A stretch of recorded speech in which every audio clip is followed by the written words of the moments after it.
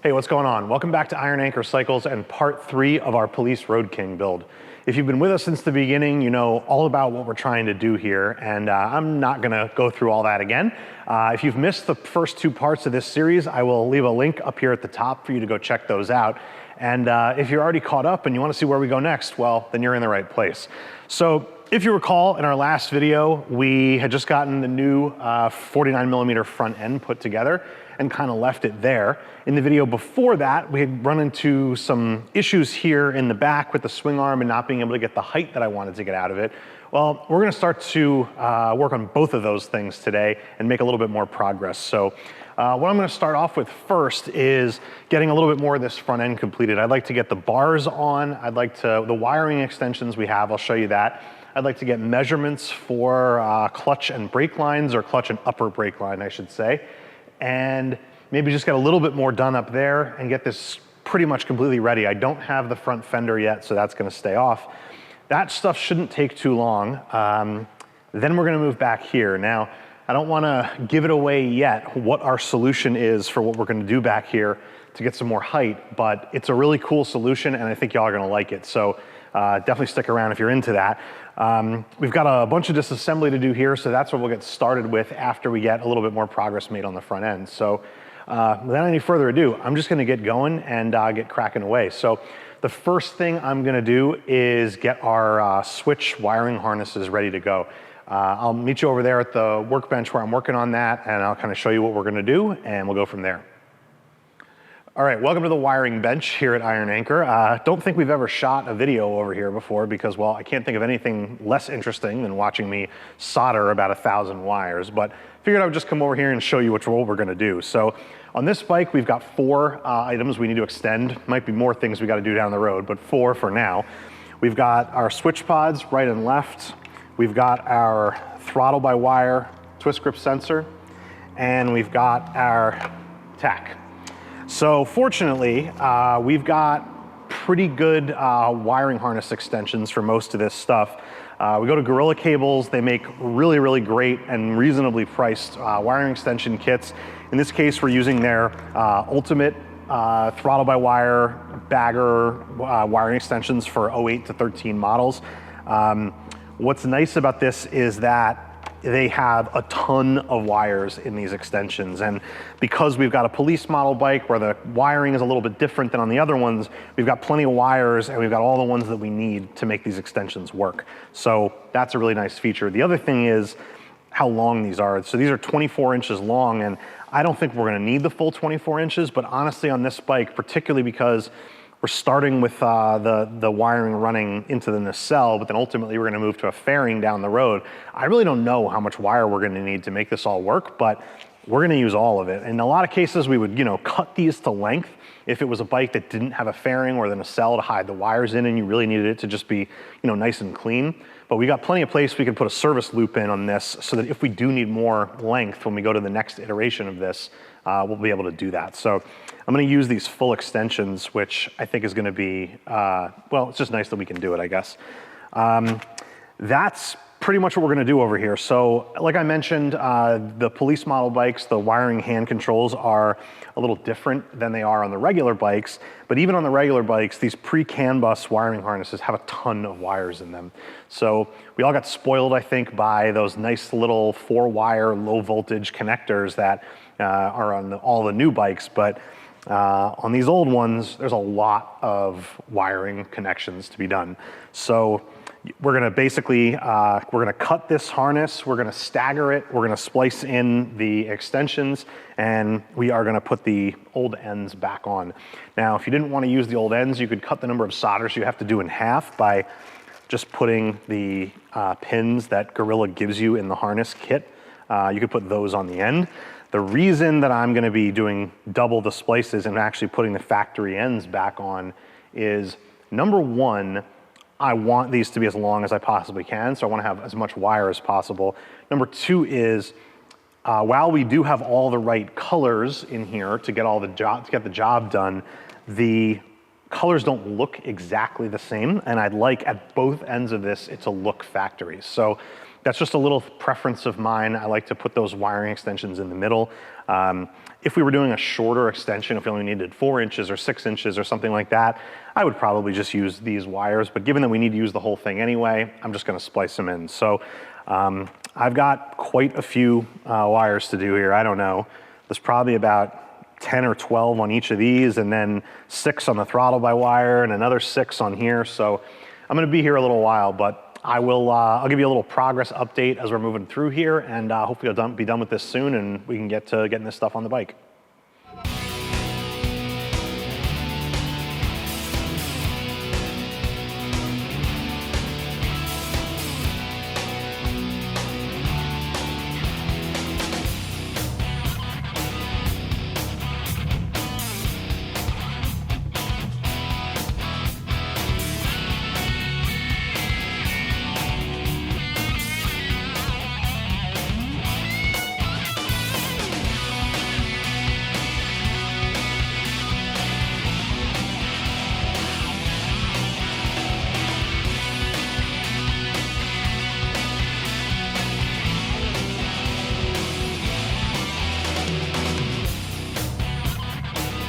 All right, well, that was probably only a few seconds for all of you, but that was every bit of, I don't know, 3 hours for me. We got all these harnesses done. I've got most of them wrapped up and finalized. I left one open just so I could show it to you. But basically what we've got here is, I'll show you the completed ones first. We've got our Speedo, not Speedo, got our tack here, extended, and look, to be honest with you, are these too long? Probably, although better safe than sorry, in my opinion, when you've got room to hide the wires. Throttle by wire, all done. And one of our switch pods, done. And then finally, I'll actually maybe, I can just pick this up and show it to you what we did on these. So part of the reason I like to reuse the factory ends is it makes it easier to stagger your solders without losing a bunch of wires. So if you were going to stagger them, but you didn't retain the factory ends, you'd wind up having to cut them at a whole bunch of different lengths, but then you'd wind up with different length wires, so you'd have to shorten a bunch of or all except for one of your extensions, and your extension would only be as long as the shortest one, if that makes sense. So when you retain the factory ones, obviously you cut them along like this. They're all the same length, just the solders are in different places. So you can kind of see here, like this is the top side up by the switch housing. You can see the solders are all kind of staggered there. That's kind of the first grouping right there. And this is all the extensions here. And then we start to get into more solders, staggered all the way to the end there.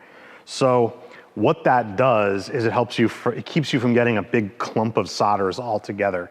Now, in this particular bike where we're doing a very straight bar and then making a turn and then just going down through the risers, does it matter if you have a big clump of solders? Probably not, except for in that one spot where it's turning to go from the bar into the riser. But in any event, it's always nicer to be able to actually be able to manipulate the harness and not have a big clump like that. And who knows, you get that big clump, you gotta have other wires going through the bars at the same time, maybe they won't pass through. It's just better to stagger them when you can, so that's what we did. So I've just gotta close this one back up. Obviously, you're gonna leave all the plugs off until we get everything back on the bike so we can route the wires as we need to. But I'm gonna close this one up, then we'll start getting this stuff fed into the bars, and we'll get the bars put on the bike, so stick around. Okay, well, I thought we were done with the soldering, but it looks like we're not. So what I've started to do here is feed in the right side controls here. So we've got our twist grip sensor and our switch pod. And what I'm realizing now is this plug, which is factory, it converts from the sort of pairs of red, white, and black wires that you would see running all the way down the harness on the newer bikes. On these older bikes, you've got this intermediate plug here, and the wires change colors, and it converts to this little setup here. That's just some blue tape I threw on there to feed the wires through, but this multicolored deal that goes into this larger plug. So anyway, what I'm realizing is that these moto bars we have that are the ODI bars we typically run, they're a little narrower on the inside of the bar because the walls are thicker than a standard bar. So I'm having trouble where this plug lands is right about here, and it's just a little bit too thick to pass through the bars. I don't want to pull on it and rip it apart. So the easiest solution here is just to eliminate this plug. And so we're just going to cut the wires here and just solder them together and make it one big piece. Unfortunately, that is going to do exactly what I was trying to avoid, which is it's going to make a solder clump. So I'm going to try and avoid that if I can. I might wind up pulling this all out. The throttle-by-wire harness is longer than the other ones, so I might have to shorten it in order to stagger those. There's 6 wires here. It's kind of a lot. So I'm just going to have to figure something out here so that we can get this set up in a way where it's going to pass easily through the bars. I really don't want to be ripping it apart or forcing it or anything like that.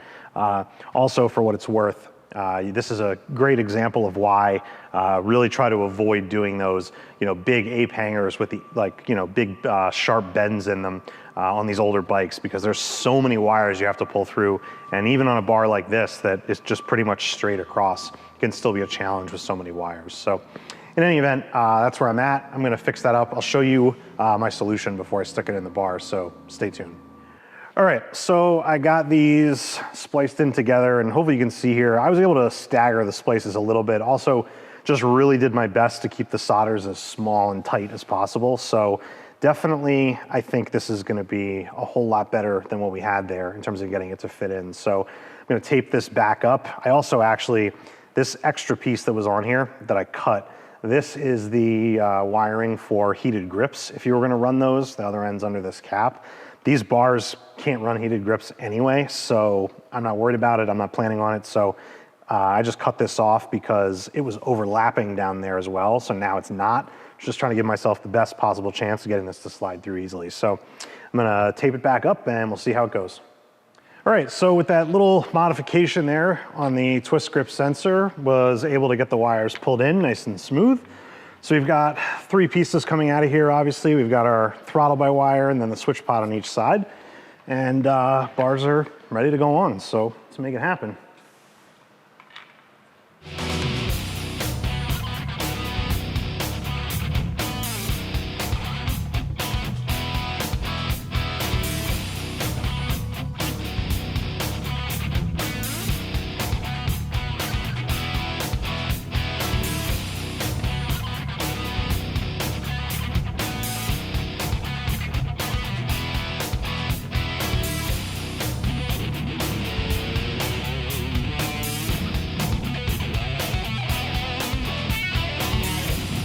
All right, bars are on.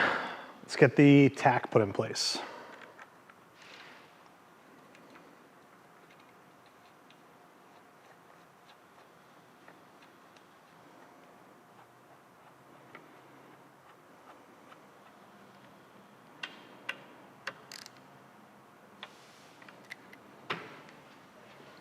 Absolutely digging it. All right, we got bars on. I threw the grips on quickly to get everything lined up, and we're ready to keep rolling here. I know I just said it, but I'm really digging how this is looking. Next thing to go on, we've got, well, what wouldn't be complete without a set of 1-finger levers. So I'm gonna start with the clutch side, and actually, I was reasonably sure I was gonna have to change this clutch cable, but it looks like it might actually be a pretty good length for this. So I'm gonna try it for now. This cable's a little bit worn. Police bike definitely had a lot of friction zone stuff going on, like I mentioned. You can actually see it in the ferrule or whatever this is here. You can see the aluminum is worn down on one side. So that might pose an issue, might not, but in any event, I'm gonna put this on and hook it up for now. We'll see how it is. So pretty easy to put these 1-finger levers on.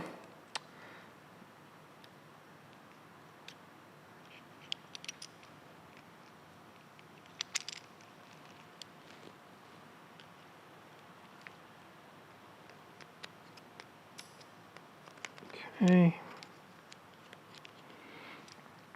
Good to go there.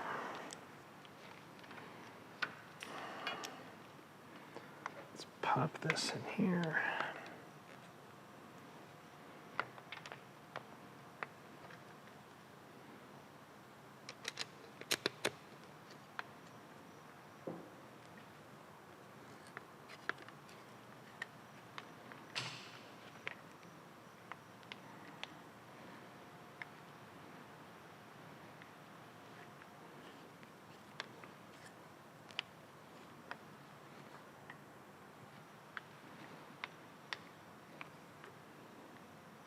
Okay. We have to find something to do to secure this. We actually could probably even just reconnect this on the outside. I'm off camera here, but there's a little clip that goes on the outside of the fairing in this cell here, and that might actually work. Not entirely sure, but I'm gonna just leave that alone for right now. Let's go over and take a look at the master cylinder side. Although I actually can't remember where I left the master cylinder, if I cleaned it up or not yet, but let me go find that and we'll see if we can do this. And as a matter of fact, while we're doing this, might be a good time to just get the lower brake lines plumbed up to that T as well. So I'll see where we are with those parts. I'll grab them and we'll keep going. All right, master is ready to go on. I did clean it out the other day, so no fluid in here yet, but you never know, things can drip out, so just put a little plug in here. So before I put this on, I'm gonna switch the lever over to the matching one finger lever.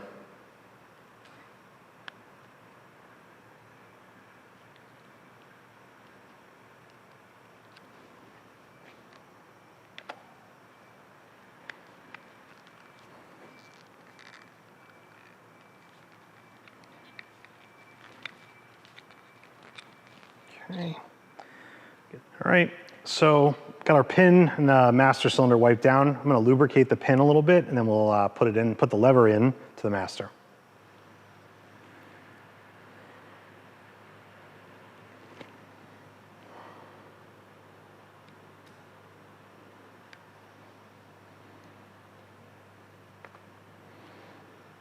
All right. One finger brake lever, I love these. I love these short little brake levers they do that match the clutch. But anyway, let me grab the clamp for this and we'll get this hooked up.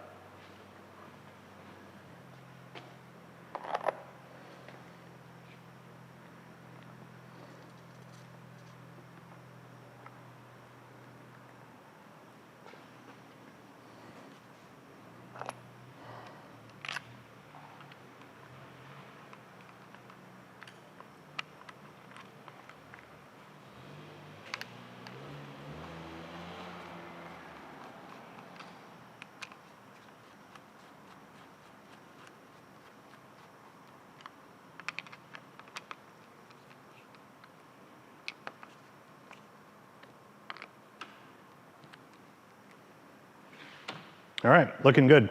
So from here, before I tighten all this stuff down, I just want to make sure everything is straight and even. And when that's all ready to go, I think we're, for the most part, done up here. I have a set of mirrors to go on. I might throw those on off camera. They're just a regular set of black Harley mirrors. But the next thing I want to do of importance is I want to raise the bike back up and get back to the front end, get the calipers put on and the lower brake line assembly. So that'll be next. All right, so with the bars done, ready to get these brakes installed. So obviously, hopefully you can see here, I've got the calipers just kind of bolted here in place just to get things started. So we're just gonna kind of work our way up. So the main part of this is the new brake line setup from Geezer that came with the front end. So this is set up to get mounted onto the lower triple tree and then enough length to hopefully reach our calipers with the 2-over setup. I don't know, I mean, typically on baggers, the OE brake lines at that length, if you go to 2-over, they'll be long enough. So hopefully these will be the case, the same thing as well. So we've got a couple of pieces here. I'll put the brake line itself aside for the moment. So what they did here to mount this up is basically you got this little kind of box that they give you. So this gets bolted together. So the first thing is this will get bolted onto the lower triple tree. The brake line, the hard line piece of it will sit in here. And then you've got this clamp that'll go over and sandwich the whole thing and keep it all in place. So the first thing I'm gonna do is get the brake line itself, or sorry, first thing I'm gonna do is get the mount, the inner part of the mount installed on there.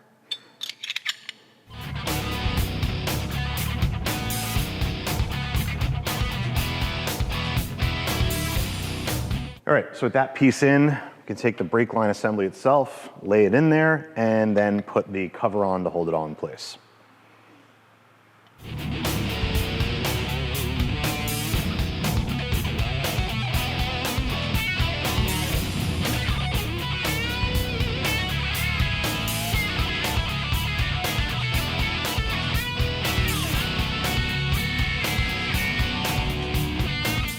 All right, so here's the mount with the brake line installed. You can see it's clamped in here inside the mount. And What's nice about this is although it holds the brake line securely in place, it does still allow it to move and rotate a little bit to give you a little bit of clearance, I think, just to make everything not too rigid. So I like that. So the next thing we got to do is start to get the plumbing done. And it looks like also, I don't know if we're on the camera shot here. Let me move the camera down a little for you. So we can see here, we've got the front end of the bike jacked up to make sure that we can have the suspension at its full extension. And it looks like the lines at full extension are gonna be just long enough. Still got a little bit of slack in them, so they're not gonna get pulled on when the suspension decompresses, after bumps and things like that. So looks like we should be good here. So I'm gonna grab the banjo fittings and get these hooked up with some new washers, and then maybe I've got a line that's the right length for the top. If it does, we'll get the whole thing set up and bled. If not, I'll have to order that line, but that's no big deal.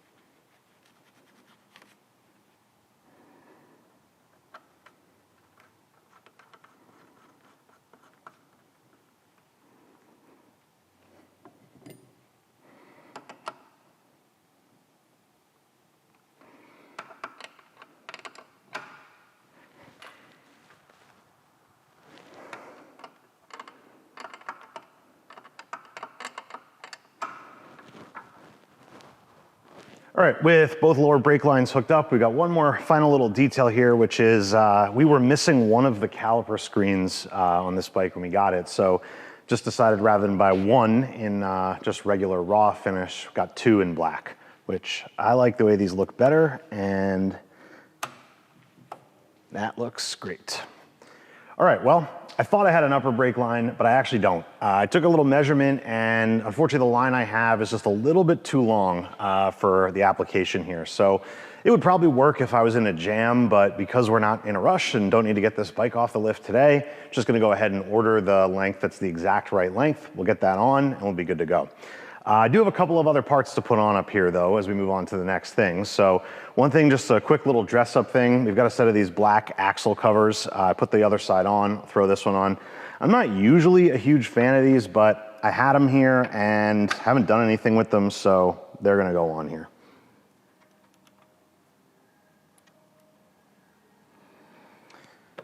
All right, on.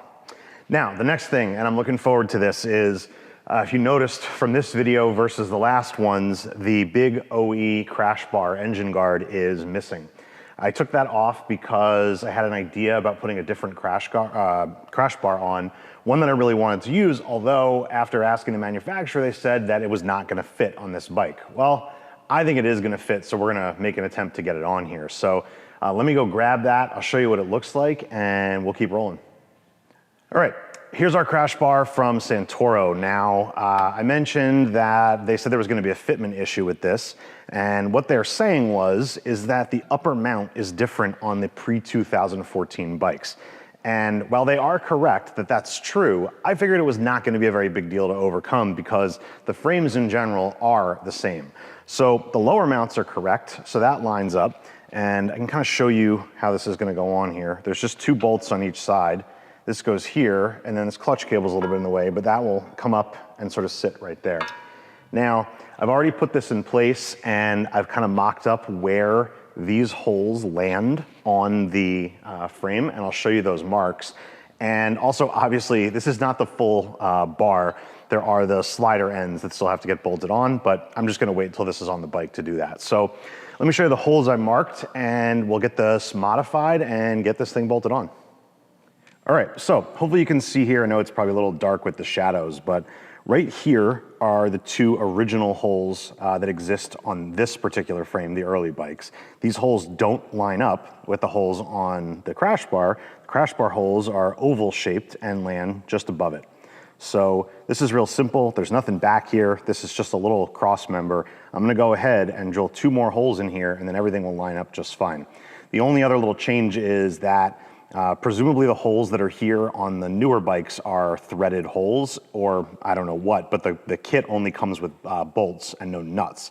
So in our case, it's not a big deal. We're just gonna go ahead and get some nuts for the bolts, and I actually might even run a little bit bigger of a bolt. I'm trying to remember, I think I have it over here.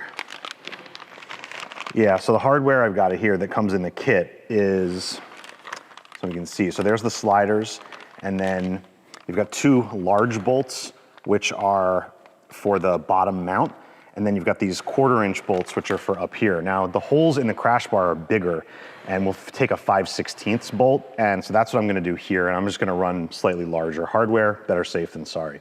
So let me get these holes drilled, we'll keep rolling away, and we'll have this crash bar on in no time.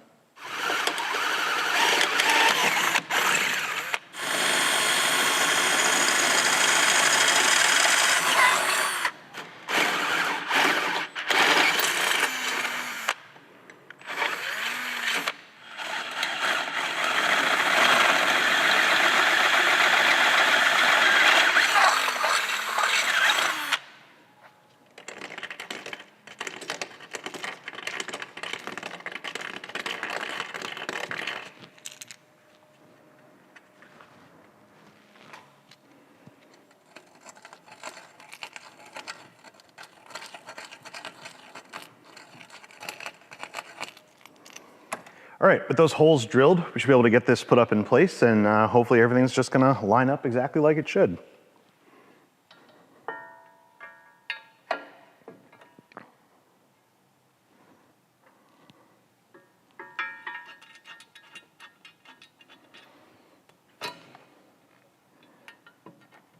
Okay.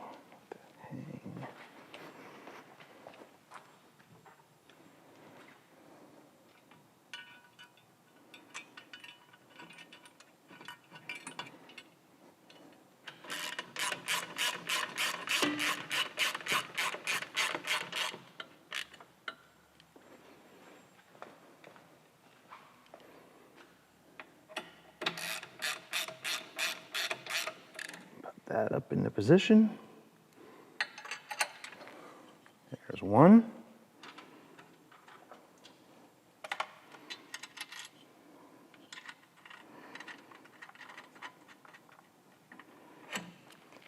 And 2.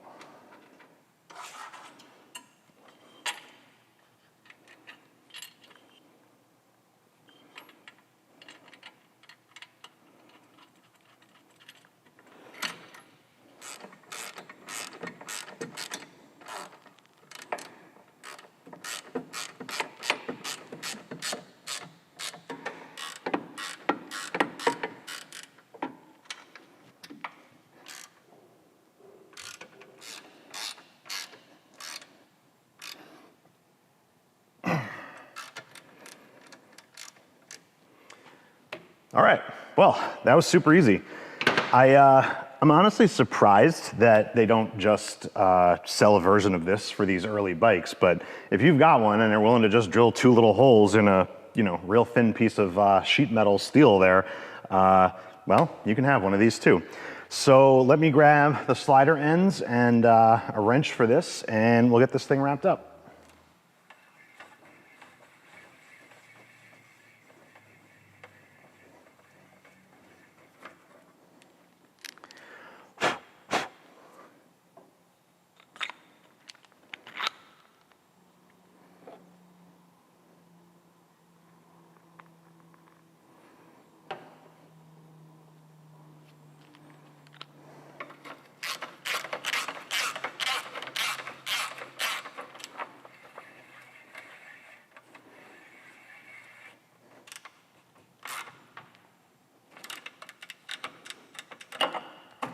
All right, so with that crash bar put on, I think we're gonna have to wrap it up for this video. Now, I know I said we were gonna keep rolling and start to work on the rear end of the bike, and I am gonna do that, but unfortunately you're gonna have to wait till the next video, hopefully in about a week, in order to be able to see it. This video is getting pretty long, and I wanna be able to dedicate as much time as we can to showing you what we're gonna do in the rear, because it's gonna be awesome. So I'm gonna lower the bike down, let you kind of get a picture of where the front end looks from here. We did get the mirrors on. I said I was gonna do that off camera. I did, so it's starting to really come together. So I'll give you a shot of that and then we'll leave it here. So hopefully you enjoyed this video and we'll see you on the next one.